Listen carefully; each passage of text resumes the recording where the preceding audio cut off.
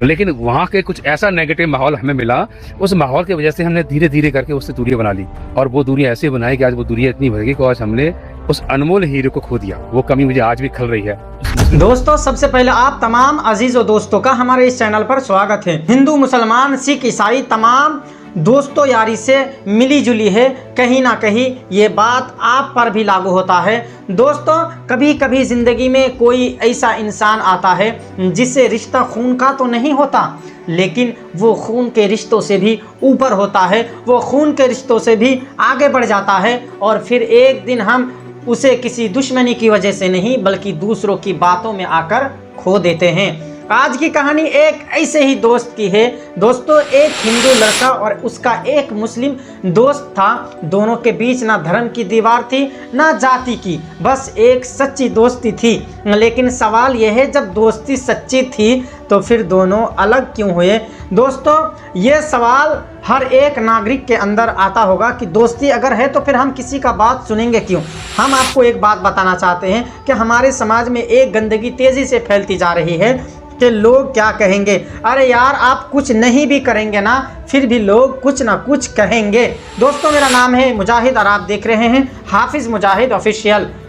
दोस्तों, कहानी की शुरुआत होती है 10वीं क्लास के बोर्ड एग्ज़ाम के दौरान। परीक्षा केंद्र पर मुलाकात हुई और धीरे धीरे एक अजनबी दोस्त बन गया। वो दौर ऐसा था जब दोस्ती करने से पहले कोई ये नहीं पूछता था तुम हिंदू हो या मुसलमान, तुम्हारा नाम दीपक है या मोहम्मद। बस पूछता था भाई तू मेरे साथ दोस्ती करेगा, और बिना धर्म पूछे बिना नाम पूछे हम एक दूसरे के काम आते थे, हम एक दूसरे से मोहब्बत करते थे। लेकिन दोस्तों, नवरात्रि का समय आता है और वही मुस्लिम दोस्त अपने हिंदू दोस्त के साथ परिक्रमा लगाने चला जाता है। सोचिए, एक तरफ मंदिर की घंटियां बज रही थी, दूसरी तरफ एक मुस्लिम दोस्त अपने हिंदू भाई के साथ खड़ा है, क्योंकि उस समय उन्हें धर्म नहीं दिख रहा था, उन्हें सिर्फ अपनापन दिखाई दे रहा था और एक भाईचारा और एक दोस्ती दिख रही थी। दोस्तों, हमने इनके लिए एक शायरी लिखी है। मजहब की दीवारें थी दिलों में मगर प्यार था, मजहब की दीवारें थी दिलों में मगर प्यार था, वो मेरा दोस्त था और बस इतना ही काफ़ी था। दोस्ती धीरे धीरे इतनी गहरी हुई कि वो दोस्त घर आने लगा, दुकान पर बैठने लगा, घंटों बातें होती थी। और दोस्ती यारी में तो आप जानते हैं, चाहे काम को लेकर हो या फिर घर वालों को लेकर हो, अगर वो एक दोस्त परेशान है तो दूसरा दोस्त बगैर उनसे बात किए उस दोस्त की पूरी कहानी समझ जाता था। दोस्तों, और सबसे बड़ी बात, उस दोस्ती के पीछे कोई लालच नहीं था। दोस्तों, वो दोस्त अमीर था, लेकिन दोस्ती उसके पैसे से नहीं हुई थी, क्योंकि अगर दोस्ती पैसे से होती तो पैसा ख़त्म होते ही दोस्ती भी ख़त्म हो जाती। दोस्तों, लेकिन यहाँ तो मामला दिल का था। दोस्ती का असली मतलब शायद यही है, जब सामने वाला आपके लिए कुछ ना भी कर सके फिर भी आपका दिल उसके लिए धड़कता हो। दोस्तों, हमने शायरी लिखा है, कुछ रिश्ते नाम से नहीं एहसास से पहचाने जाते हैं, कुछ रिश्ते नाम से नहीं एहसास से पहचाने जाते हैं, जो दिल के करीब हो तो वो दूर रहकर भी याद आते हैं। दोस्तों, लेकिन फिर वक्त बदला, घर के आसपास का माहौल बदला, राजनीतिक और सामाजिक तनाव बढ़ा। अयोध्या कांड के बाद लोगों के मन में शक और नफरत की बातें पहुंचने लगी।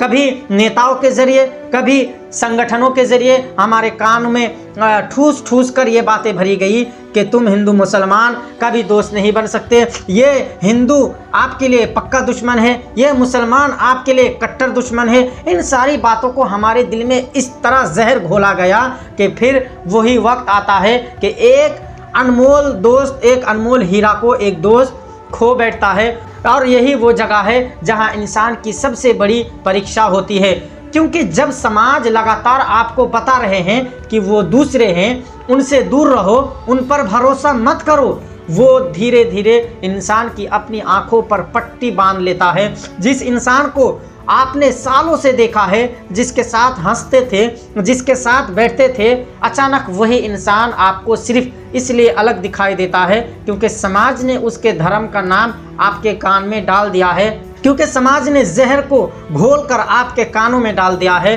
दोस्तों, यही नफरत की सबसे खतरनाक चाल है। वो पहले इंसान को नहीं बदलती, वो आपकी नज़र बदल देती है। दोस्तों, धीरे धीरे दूरी बढ़ने लगी, दूसरों का बातों का असर होने लगा। जिस दोस्त के साथ परिक्रमा लगाई थी, जिस दोस्त के साथ घंटों बैठकर बातें की थी, उसी दोस्त को नज़रअंदाज किया जाने लगा। और शायद सबसे ज़्यादा दर्दनाक बात यही है, कभी कभी हमें किसी रिश्ते की कीमत तब समझ आती है जब वो रिश्ता हमारे हाथ से निकल चुका होता है। आज पीछे मुड़कर देखने पर लगता है जिसे मैंने समाज की बातों में आकर खो दिया, वो शायद मेरी ज़िंदगी का एक अनमोल हीरा था। सम्मान जब रिश्ते से निकल जाता है तो रिश्ता ज़्यादा देर जिंदा नहीं रहता। इसलिए हमने शायरी लिखी है, हमने गैरों की बातों में आकर अपना हीरा खो दिया, हमने गैरों की बातों में आकर अपना हीरा खो दिया, जो था सबसे करीब उसे ही खुद से दूर कर दिया। आज भी दिल पूछता है गलती किसकी थी।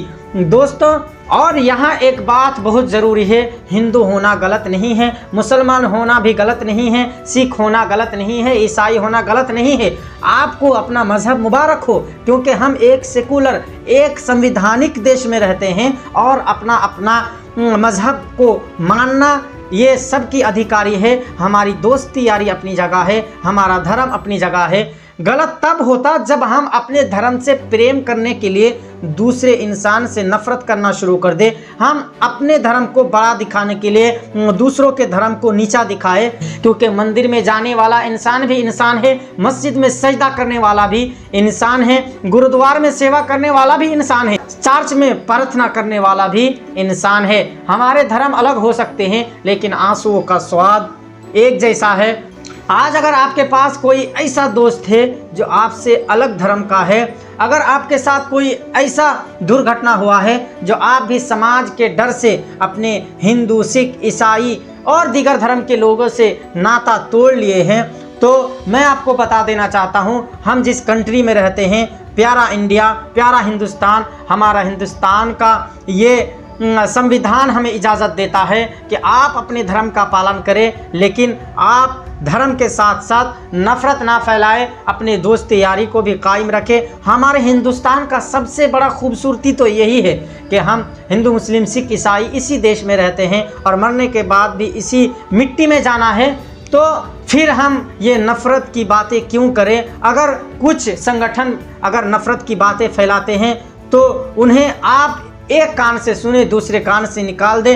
क्यों? हम यही चाहते हैं कि जब हम जिंदा हैं तो जिंदा रहते इंसानों की कदर कीजिए, मरने के बाद तो दुश्मन भी आकर कहता है कि एक बार दिखा दो। मैं यही कहना चाहता हूं, हम जब तक जिंदा है अपने धर्म पर कायम रहे। आप जिस धर्म पे रहे, आपको अपना धर्म मुबारक हो। हम मुसलमान हैं, हमें अपना धर्म मुबारक हो। अगर आपका भी कोई ऐसा दोस्त बिछड़ गया है तो आप उसे एक बार कॉल ज़रूर कर लीजिएगा, हो सकता है वो इंसान आपका इंतज़ार कर रहा हो।